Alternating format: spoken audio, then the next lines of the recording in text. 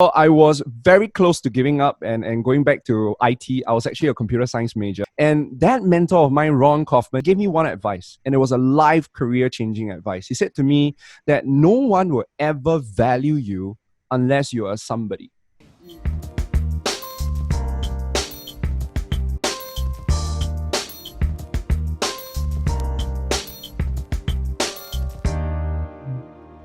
Hi there, welcome to the Chill Mom Boss Show, and I'm your host today, Michelle Hon. Give me a raise of hands. Give me a raise of hand real high, even if you're working with your kids right now and you feel like you have a product, you have content, you have service that you want to get out there, but you just can't find your customer. You don't know where to find them. You don't know how to reach these people. If so, you'll be a very happy listener today because we have with us Eric Feng, branding strategist and motivational speaker. And today he's gonna help moms how to use social media to find the dream customers and grow their online influence. Are we excited? So before I take it any further, welcome, Eric. Hi, thank you so much for having me. Yeah, thank you so much for coming on. So tell me about your stories. I read a bit about yourself, how growing up you were shy, scrawny, and self-conscious. And then for 32 years, your friend actually called you Mr. Invisible. And that's right. That's my best friend, actually. Do you like that? So just fading in the backgrounds kind of feeling back then? I think nobody wants to fade off in the background, right? We are programmed to stand out and to fight for our self-identity. But I guess when I was younger, there was no mentor. So I kind of accept the fact that that's my lot. And but ironically, I wanted to be a teacher. So even though I fit in, but and not stand out, I wanted to teach because I've been very impacted by a lot of my teachers. Unfortunately, when I entered the teaching industry, so I chose to teach adults. So I was in a corporate training market. I realized that it was a very brutal market. I mean, I used to think it's a very positive market, and it is, but it's also brutal because if you are young, you're not experienced, you have not achieved much, you have nothing on your belt, then people are going to question your credibility, which is perfectly normal. So I remembered a lot of times when I come to a class, there will always be people who raise their hands and are like, are you the assistant? Or how old are you? I remember one lady even said in Mandarin, right? She said, 我吃的盐都比你吃的米多. So the amount of salt that she eats, it's more than the rice I eat, implying that I was extremely young. And in my head, I was thinking if you eat so much salt, wait, you die of kidney failure. That's in my head, right? But it was quite tough because credibility was a major issue. I even seek advice from professional speakers and they say, you're too young, maybe you should go out there, do some stuff and then come back again. So I was very close to giving up and going back to IT. I was actually a computer science major. So but I had one mentor. So I said, sometimes all you need is just one mentor to change your life. Like what you are to all your community, you are that mentor to them. And that mentor of mine, Ron Kaufman, he was an international speaker, super sought after. He gave me one advice, and it was a life career-changing advice. He said to me that no one will ever value you unless you are somebody. No one will ever value you unless you're somebody. And I realize it's true because if you're a nobody, even your words of wisdom sounds like, but when I say it's like boo, right? And if you are a somebody, then even your sounds like words of wisdom. That is true. Yeah, and nobody tell me that in school, right? I always thought that if you step up, people will listen to you. No. People are going to look at you first because people buy people and they're going to go like, do I even know this person? Do I like this person? Do I even respect this person? Because if the answer is no, I'm not going to listen. Your words have no weight. So that was one of the changing points of my life because I started asking the right question, which is, how do I start positioning myself as a somebody in the area that I want to be known for? Yeah. Which is communications back then. So I think it's the same question that all moms out there who's listening to this need to ask yourself. That before you even rush to promote your products or services, you got to ask yourself, first of all, who are your dream customers? Because if your dream customers don't know you, don't like you, don't respect you, then they're not going to be open to your influence. And that's the starting point for me. And it's the And same that's for always all the you guys. gap, right? Like, okay, I want to become somebody, and then to becoming somebody. That gap is I say it was like the hardest model that you need to wade It's through. true. And you see that the best part is that there are two things. Number one, social media accelerate things. That's the best part. So if you're good at what you do, it accelerates, right? And if you know how the different native language of each platform works, like you know how Facebook works, you know how Instagram works, then you're able to get people to see a lot of your stuff in a very short amount of time, even without running ads.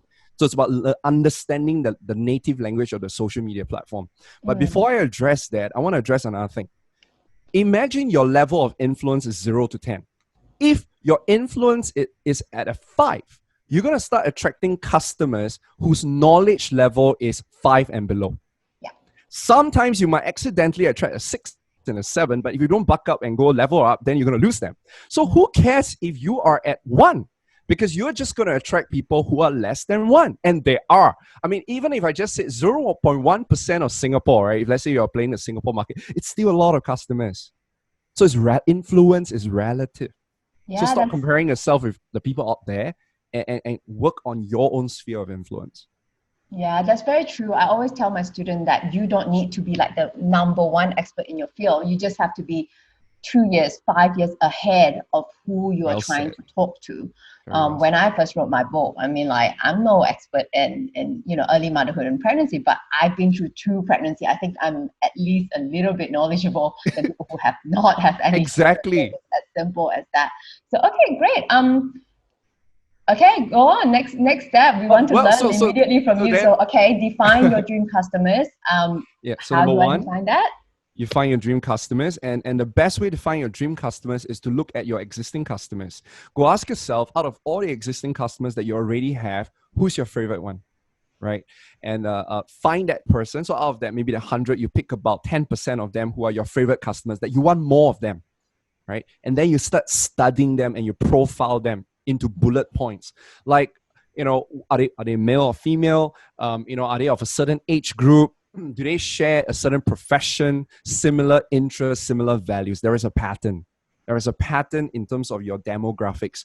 And the thing I want to highlight to you is a lot of times when people do profiling, they tend to look into, the income bracket or like the education background. Now, you do not want to use that because that's called demographics, because social media doesn't work that way. Social media is not going to help you find, unless you run an ad, right, how much money they make.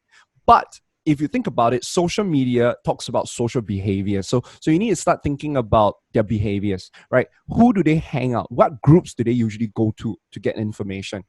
Who are some people that they follow, personalities that they like? What's important to them? And what kind of content do they naturally gravitate towards? So these are more useful questions for a couple of reasons, because if I know who my customers follow, I'm going to go follow the same person so that I can attract the same followers as well, because birds of the same feather flock together. Number 2, if that personality is doing so well in attracting your kind of customers, I think it's time to learn and model. There must be something that the person has done right. Go model after it, put in your own style, put your own spin, and then you can increase your size. Yeah, that's something that I teach in my program, and we call it identifying your ideal customer avatar. And so, okay, once you identify your ideal customer avatar using social media, then how do I reach out to them? So the way to reach out, there are 2 ways to reach out, right? There are 2 skills you need. You need content creation skills, or you need chit-chatting skills. So we talk about an easier one first, chit-chatting. And I tell you something, chit-chatting is one of the most undervalued skill right now while we're all stuck at home, right? So let's give an example, okay? Maybe we talk about Michelle. Michelle, who would be your dream customer? Oh, my dream customer right now are moms who they're struggling between they've started a business but they hasn't grown it. It's pretty similar to who we're talking to right now, right? My audience, who would be like, they have started a home business but it hasn't really making money. They have not reached enough customers. they don't know what to do. They don't know what they don't know, isn't it? When someone who has started a business and never had a mentor before. So, yep. So I got some keywords, right? I think about young mummies. I think about mom who are entrepreneurs, right? So let's say I go Facebook. Then in Facebook, the way to find your customer is through this thing called Facebook groups. So I'm going to just do some Google researching, right? And I'll search, let's say, young mummies, right? And then the minute I join a group, I have access to all their members. And then when I have access to their members, all right, you can go through the list. Usually I'll go, Facebook is very good. They would suggest members who have similar interests with you. So if you have been following other entrepreneurs, then naturally Facebook will notice that and they will flush it up. That's why I say Facebook is it's not a bad thing that Facebook know a lot about you. It makes your life a lot easier. I love it. Yeah. And then number two, Facebook also highlight to you who are the people that just joined the group. And then you go through that, make sure that they look like a mummy, right? And that they are an entrepreneur. Like, it's easy to do that because you just jump into their profile. You can look at the top 3 posts, unless it's private.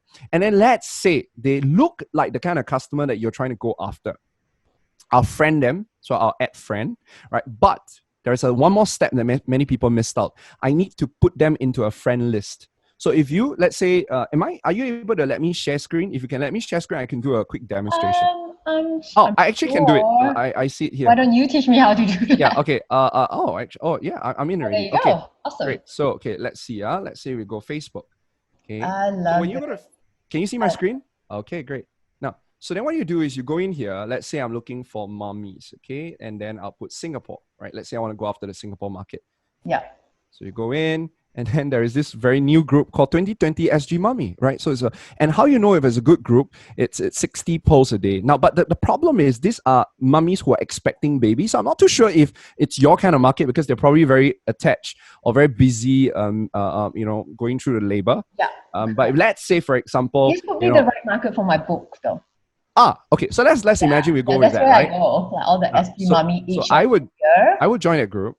And then after I joined the group, right? By the way, there's 2019 as well. So which means that these kids are all 1 year old right now. Yes. Which is great also, right? So let's say I join the group and I will have access to all their members. Now, obviously, I haven't joined the group yet. So, I'll pick one that I don't have to join. Let's say we join this on Mummy Support Group. Oh, okay. So let's say I go to let's say I join the group already, okay? Now, on the left-hand side, you will see members.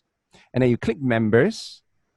And then you'll see all the different like moderators, friends who are already there. There you go. Members with things in common with you, right? And then members living in Singapore, members new to the group. Okay, let me go after members who are in Singapore, right? So because I'm going after, let's say, mummies. So I'm going to go after Samantha and I'll check whether she's married. And I mean, obviously, some people will put that they're married or they have kids. So you still have to go in and look at it. But it's like going to a networking event, except that it's at the comfort of your home. Then you add friend. Then the minute you add friend, there is this drop-down box that says add to another list. You click here and you save all of them into a name of a list, which is maybe potential customers. So like for me, I'll just put their raving fan base because they are part of they're going to be potential fans of mine. They are basically my warm leads. Now, I tell you something cool that is going to happen. You just keep doing that. And every day, all you need to do is just go to your friend list here, right? On your homepage, click on it. And then you scroll down, look after the list called raving fan base, which is here. Then everyone who accepts my friend request will end up here. And all their Facebook updates will be consolidated by Facebook into one single page for me to easy browsing. That's amazing. I never knew there's a list that I could. Oh, there's so many hacks. This is just one. I'm scratching the surface. There's so many other things you could do with Facebook. Oh my God. Sometimes it's because we don't know the platform well enough, so we don't know what we can use. Yeah. So you do that. But you see, you got to be friendly. You cannot just add them. They will not know they've been added in the list. It's your own private list. But there was one. They know they're friends with you though, right?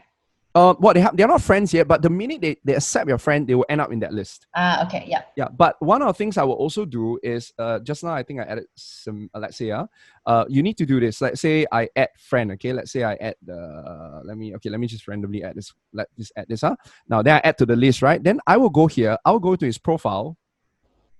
Oh, there's one more step. Message him, right? Be human, right? This will increase your chance of them accepting you. Hey, Simon, I got to know you from what group?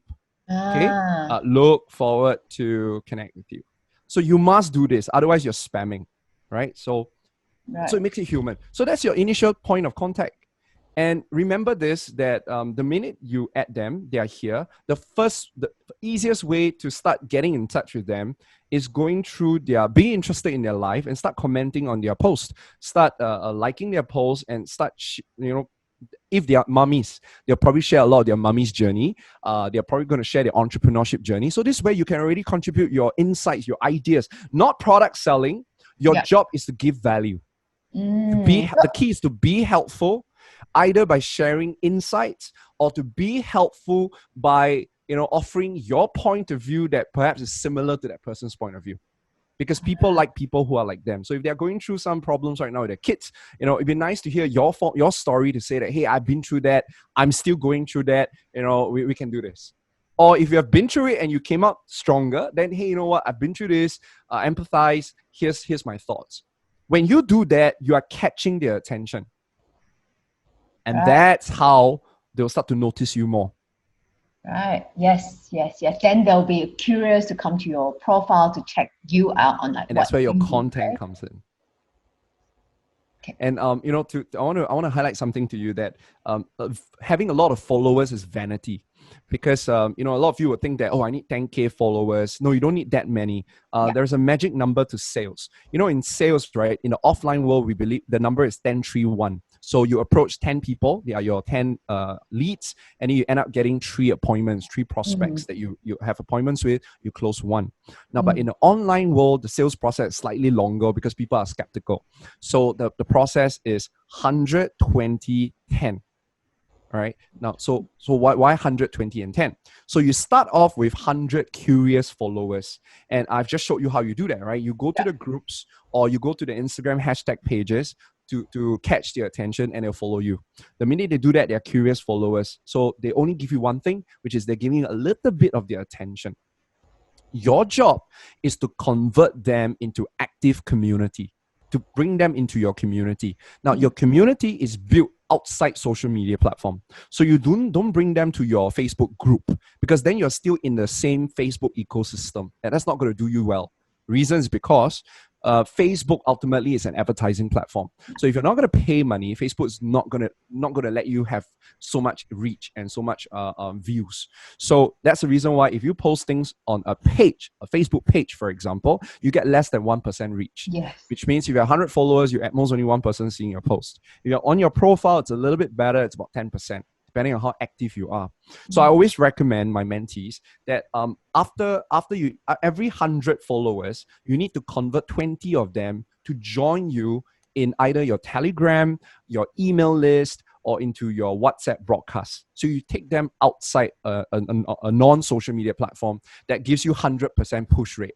Meaning to say that if I send a text on WhatsApp, I guarantee you'll receive it. But if I post something on Facebook, there's no guarantee you'll receive it. Now, so the important part right now is, now we know how to get our followers, right? We can easily get 100, yeah? But how do I get 20 of them to give me their telephone numbers, to give me their email address, so that I can stay in touch with them on the phone, which is where the sales begins. The sales doesn't begin on social media because it's called social media, not sales media. The sales is here, right? So now, how do you turn your followers into members? The keyword is trust. You need to build trust. And in order to build trust, there are 3 components. Number 1 is familiarity. So for example, right, if I'm going to keep interacting with Michelle, we're going to be friends. Why? Because there's a Chinese saying, 日久生情, 对不对? So that means the more interactions I have with you, the stronger our relationship will be. So the beauty of social media is that you can have passive interaction. Like while you're sleeping right now, every single content that you produce, it's like a mini Michelle that is going out there building a relationship with her potential followers. So number 1 is familiarity. Yeah, you need to make sure that you keep interacting with them. The magic number is 4 to 6 times. So the probability of closing a sale goes up to 80% at the 4th to the 6th interaction. So if I'm going to sell something to this follower, I need to make sure I interact with that person online or offline, doesn't matter, 4 to 6 times. So through chit-chatting will be one way, through engaging with their content is another way, and obviously through producing your own content, which is what we're doing right now, right? So that's familiarity.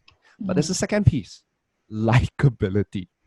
because people buy people first, right? So you need to be likable. And I tell you, this is the one I want to spend a little bit more time, because I know many people will say, come on, Michelle, you are great on the camera, right? You have amazing, colorful personality. You're going to draw crowds.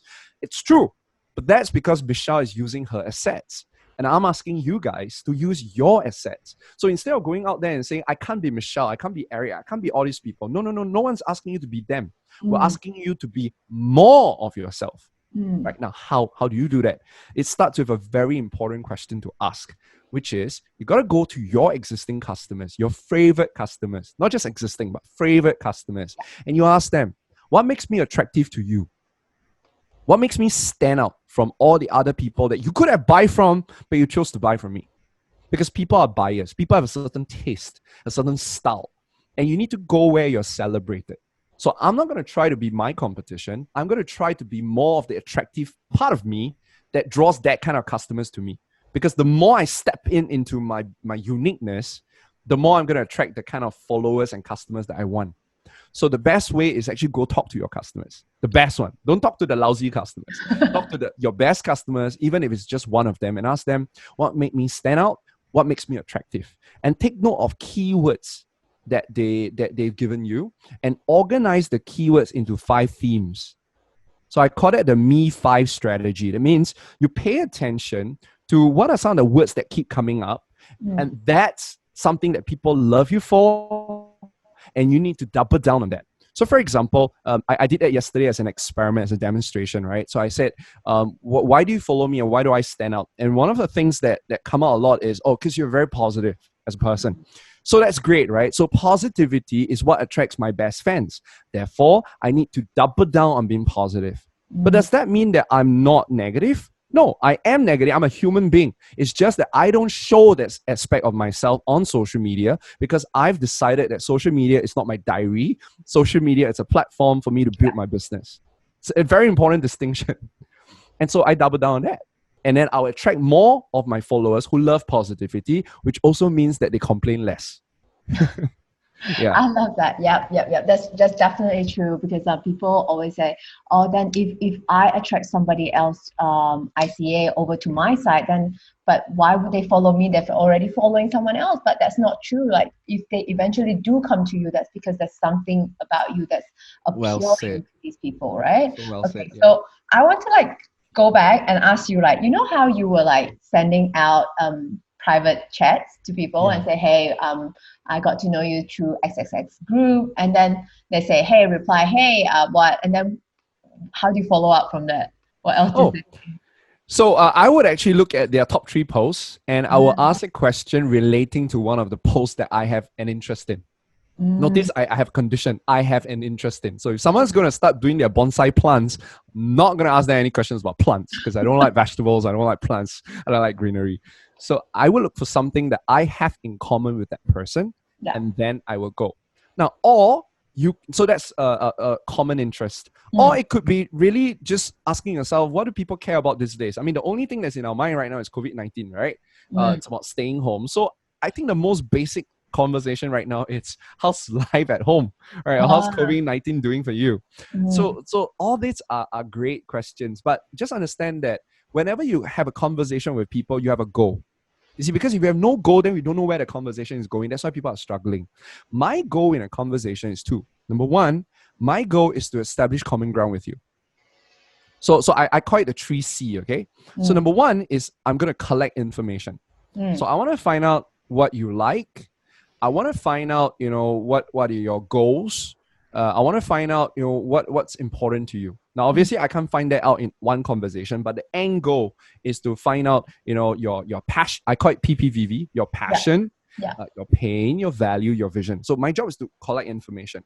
But once I collect one piece of information, I would try to connect with you by creating common ground with you. So like, for example, me and Michelle, obviously I'm not a mom, I'm single. So I have no idea what it's like to be a father, right? But I'm sure both of us were teaching. So I would probably ask her, hey, Michelle, how do you get started in this whole career? Because that would be a topic that I'm pretty sure we have a lot of similar sentiments. So that is connection. And then the last piece is find a way to contribute.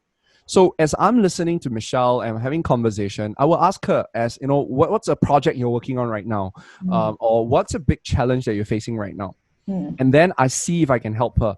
And you don't have to help the person based on your expertise, right? It could be, oh, I can introduce a friend to you. Oh, Michelle, you're launching a book. I have a friend who is in the radio and TV. I can link you up. I'm sure they want to interview you. Just be helpful, because there's a lot of good karma that you're building on social media. And even if the person's not going to do anything for you, doesn't matter, because it feels good when you give someone a flower, right? Because your hand smells good anyway. So I give you a flower. Michelle doesn't give me back the flower, but my hand still smells good. That's how I look at the world. Oh, I love that. Yeah. Yeah. So don't come from the point of view like, oh, I just gave Michelle something. How can she never give me anything? Then you're back into this conniving, very dark self. And we all have that. We just got to understand that that's not how the world works. Mm, mm, mm. And I like that we're really just being authentic here, trying to make connection and not just like, hey, how are you doing? And then the next thing is like, sometimes I get these sort of messages and they're like, Yeah. have you heard of, some MLM brand? And you're like, oh my God, they're out to sell me, right? Wrong. So you do not try to close in the chat. Too soon. Just Too get soon. to know them first, right? Yes. I'll give you a fun analogy. Do you know this movie called Rocky? Rocky, yes. Da-da-da-dang-dang, Of right? course. So you imagine you go in the ring, yeah? You don't go to your opponent and immediately give them a right hook, because they're ready for you, they'll block. So what do? You jab very quickly, right? Quick 3 jabs, and then you stun the person, and then you right hook. It's the same in the business world. You don't go out to Michelle and go like, buy me something. Not buy me something. Buy something, right? Yeah. Join my organization. You don't do that. That's a right hook. You need to add value first. And then the person will be ready for your right hook. Think in this way. Give little jabs through your content, through your conversations. Yeah. And it builds a lot of goodwill. Totally. And then so how much time do you spend on social media? Say, your daily, you just go to a groups and just add people. Do you spend an average of, do you allocate some time during Yes, your absolutely. day? It's a discipline. So I would encourage you guys to make sure you set aside at least an hour. Think of it as sales activity, right? I mean, we all know that sales is the bloodline of all businesses. So make sure that at the early part of the week, you're doing a lot of those sales activities so that you can cash in later on at the later part of the week. So I would say an hour would be great every day, where you are researching groups and hashtags that can help you find your followers. You are adding them, you're observing them, and then you are conversing with them. So that would be that 1 hour. You have to also allocate time to create content. So I would say that it's another hour. You don't have to squeeze all 2 hours in the same day. But I would say that during the week, you need to at least allocate time to create a piece of content. So the easiest way to create content is to not create content, is to document your life. So what you do is every day as you live your life, you ask yourself, what's something interesting that's happened to you today? Because on social media, the best language is stories. So tell us something that happened to you or to your kids or to you and your conversation with your customers that it's interesting, and then highlight to us what we can learn from it, a lesson. Or you could have a conversation with us by ending with a question. So just by doing that, you have content every day. Because unless you're telling me you'll live a very boring life, then perhaps you need to step up a little bit and live a little, talk to more people, try new things so that you have more things to talk about. And there's sometimes people are like, so today I really don't have anything to post. So do you plan your post in advance? Yes. Yeah, I mean, there are days where I don't even want to get out of my bed. Yeah, like, I hate my life, right? I'm sure there are days like that. So the cool thing is there will also be days where you've got so much interesting things that happen that you have like 5 to 6 stories. So you keep them in your story bank and you release them bit by bit. So on days where you don't have good content, you can use the content that you saved up, like your emergency fund. Yeah. I do that too sometimes. Just like for images as well, right? Just to bang a whole lot. Yes. And then, slowly. Oh, talking about images, right? Here's how you organize it. So I call it a Me 5 strategy. Remember I told you to go and talk to your customers and your friends and like what makes you attractive, and you take note of the 5 keywords or 5 themes, right? So Michelle, what would be yours? Like if you were to ask your audience, right? I mean, if this is, I'm sure they will tell you a lot of good stuff. What would be one word that I have asked them. So they liked, being inspiring, being positive. They like interestingly, I didn't think that they lie, but they told me that they actually like seeing me just, spending time with my kids, what I do with my kids, even though I don't really do a lot of that. They say that's what they like to see. What else? Yeah, motivational quotes. And I've actually got my five. What did I forgot about it. I think I've got like, yeah. And then, But uh-huh. yeah, again. Yeah. Oh, And but then, oh, yeah, I mean that's good skincare enough and because getting you like, see now you got skincare, three self folders. care, looking good, being Ah, healthy. Yeah, that's one more thing.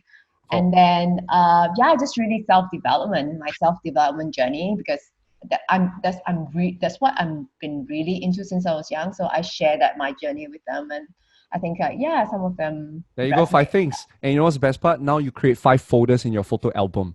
One Yes. album is called Inspiring, one album is called Motivation, one album is with kids. And then what you do is just live your life, but take lots of pictures and videos and organize them in that five folders. And then what you do is you alternate your content because people like you for being multi-dimensional. They don't want you to just always be about business, business, business.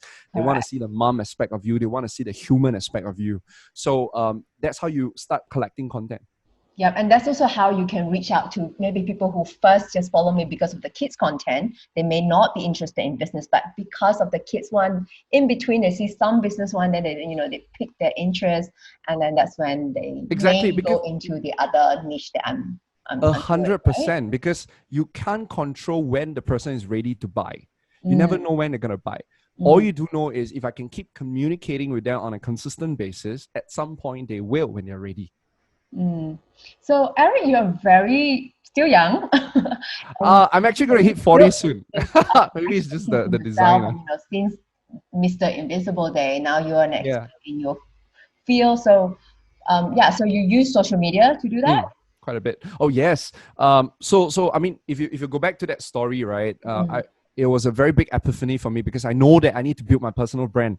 I need yes. to be known, loved, and respected for a certain topic with a certain audience. Now, Mm, but traditionally, for you to do that, you either need to be a celebrity or you need to have a big achievement, like maybe lose a leg on an arm or something like that and survive an accident, right? oh That's yeah. how you or you have money to buy PR agencies to do coverage for you. Mm, But I was born in a time where Facebook just got started. So I started saying, you know what? With social media, you and I and everybody watching this right now, we are all a media company. You see, Michelle, you're right now a talk show host, right? And if I'm doing a podcast, then I'm a DJ. So we are all content producers. So I started putting out content, like everything that I've just shared with you. I started doing mm, that. And that's how I started catching attention from not just local customers, but customers from Malaysia.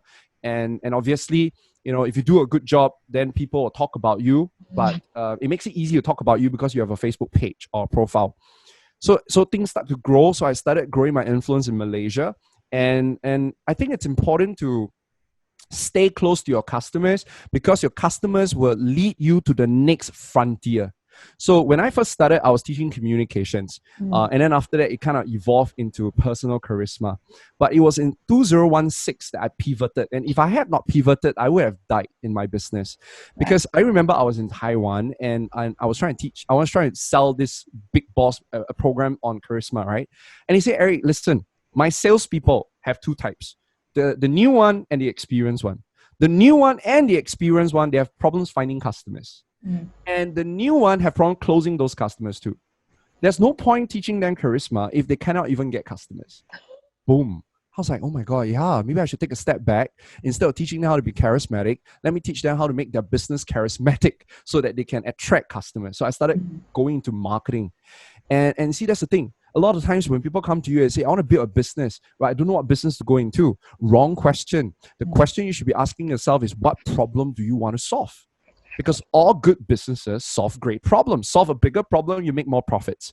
mm. So I think that by getting myself very close to my customers, I'm constantly seeing at least 1 or 2 years ahead of what problems they're facing. And then I'll go find a solution. And I started positioning myself as a solution provider for that. And that's how you keep evolving. And that led me to having a global presence right now. The reason is because social media allows you to reach out to the entire world. And the entire world needs social media. And we're dealing with human beings. So it doesn't matter you're American, you're Middle Eastern or Chinese, the behaviors are almost the same. Yes. So yeah, so that's what's happening right now. Awesome, awesome. So you provide training programs, B2B, B2C. Both. So I work very closely with, so I'm still hired by conferences, Mm. so mainly to speak at sales conferences, to teach Ah, about how do they look sales, for, teach the sales how do they process. look for customers using social media. But recently, I've also started teaching on webinars, to like the process that I've just showed you, to Yeah. share them from end to end. How do you find your customers? Yeah, Especially these days, there are actually more people who work from home, remote worker, I think they are entrepreneurs forced. on their own, gig Yeah. workers who would need This what whole, you're teaching. there's this joke. It says there, who's the one that's responsible for digital innovation? Is it your CEO, your Oh yeah, CTO, or COVID-19? And the answer is I think I probably COVID-19. saw it from your post. I follow Yeah, it. yeah. I think I Well, saw it. I saw it from someone else's post, and I was thinking, oh my god, that's so true. I have a student of mine who just signed up for a program 3 months ago, and he confessed to me yesterday, I only started opening your membership site yesterday night after receiving news that Singapore is extending circuit breaker, because he realized that he can't wait it out. It's the Yeah, new yeah. normal. This is the new normal. It is. It is like, I mean, why do people even call like what is normal anymore, right? Because before I always people are like, oh, okay, so they're not adapting. Like you either adapt or you die. This is Wow, how it it's is true. gonna be like. It's not gonna be anytime soon. Life will not go back to how it is before. Let's not call that normal because it's gone. Yeah, did. You know something, Michelle? Everything started in Wuhan, right? Remember that they had a Mm, virus there, and then they had a 2.5 months of lockdown. Recently, they released all their citizens, right? But guess yes. what? No one's going to restaurants. Yeah, it will take a Restaurants are still while, dying of course. because new habits have formed. You know this habit takes 21 days to form, but they Mhm, spend 90 days at home, mhm, shopping online, mhm. watching entertainment online, doing business online, That's right. working online. They're not going to change those habits. Yeah. Yep, yeah. I Going to don't be the think I same will here. immediately go out and do my usual thing and go and do a big gathering somewhere. No way. You No. will wait it out to make sure. Hey, Yeah. I don't know, 2 3 months before the I'm actually thinking it's probably going to be a year before you weed it out. and oh imagine this. You see, I'm a boss myself, right? yeah I'm realizing that, oh my God, I can get all my guys to work from home. I'm just going to get them good webcams and laptop, and they're more efficient. I mean, yeah putting the right processes in, they're more efficient. yeah. I'm going to save on all their claims, right? Why would I want them to continue going to office to work? I can now save on my rental. Yes, yes, I did that too. I totally just like ended my co-working space right. Exactly. I think they're gonna die. They better innovate. But oh my god, I'm saving a lot of money from working from home. Mm, So I'm actually not gonna change. I'm actually telling my team right now that hey, you know what? We're not gonna do any more offline training even after COVID-19. We're not going to. Because I can run more classes online than I can run a class offline. exactly. And no more rental. You don't even need to rent a This is space just and a have room. I'm just PM. 30 seconds away from my bedroom. Yeah, yeah, it's I so love great. this life actually. I mean, I hate COVID-19, but I love this new life. And Mm, you're mm. right, Michelle. You're right. The one who adapts the fastest, they thrive. And the one that's too slow. That's why there's a saying, that in the new world, it's no longer the big fish that eats the small fish. It's the fast fish that eats the slow fish. Yes, and it's usually the smallest fish, like this, individual entrepreneur like us, because we're nimble, we're agile, whereas the big corporation, it takes a while to like Yes. processes and change, SOPs and all that. So 100%. this is a great time. I think I take this as an opportunity for entrepreneurs to actually like step up. This is the time that you can not cash in now. That's not like the right word in the pandemic area, but But to like adapt to the just new grab the rules. opportunity. Yeah. Yeah. Actually, Michelle, I want to ask about your audience. Like, so these are mompreneurs. That means, Mm. but that's not the only source of income. Some of them are only part-time entrepreneurs, right? They still have a day job. Correct, Eh, correct. So before mm. this, it probably most of them would have a day job. Yeah. Actually, 60% are stay-at-home moms with their own businesses, or they're thinking of starting a business, and Oh, we have 40% who are working moms and doing fantastic. And I want to talk to I want to first of all talk to the 40%. Like, yeah. this economy, this thing, right? I tell you, companies have no, I mean, companies are made not for employees. Companies are made for investors. Companies are created to add value, right, to Mhm. investors. That's why our salary is in the liability column. And so when there is an economic crisis, let's face it, to balance that sheet, you got to go. right? Especially if you're a high-ranking official, you got to go. And you can put in all the work, but sometimes companies just have to let you go. There's no choice. They would just tell you it's only business. So I think now is the best time for you to double down on your secondary source of income with whatever that Michelle is teaching you, so that you never have to be at the mercy of your bosses.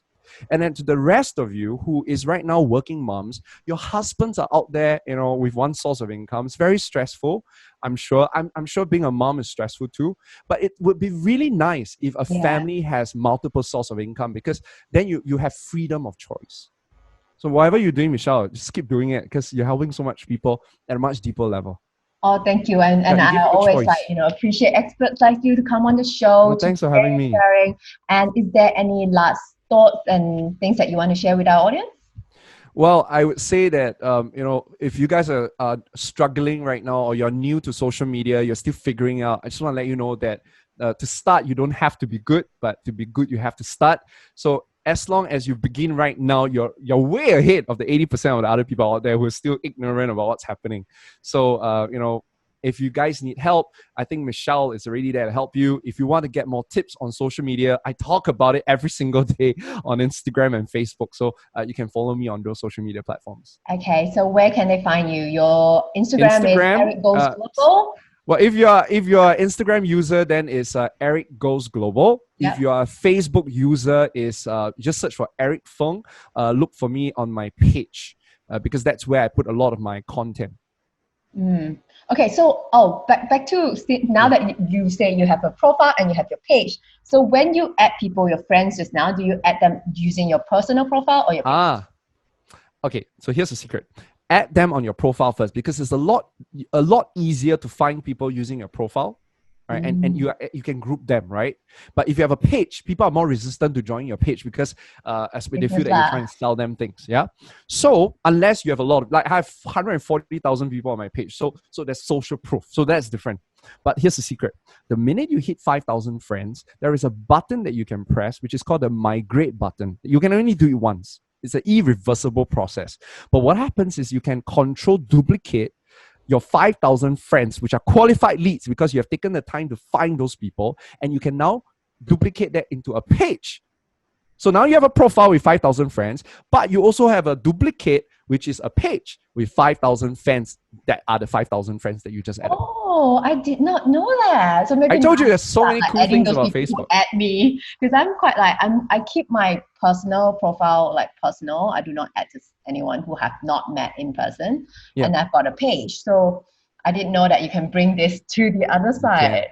And Michelle, that's not all. You see, the minute you are able to find, you take time to find the perfect customers, your ideal customers, and you consolidate them into that 5,000, right? Don't forget, because you're constantly converting them outside of your social media platform. So that means 1,000 of them are on your phone, which you have 1,000 hot leads that you're closing every single month. So that's already sales.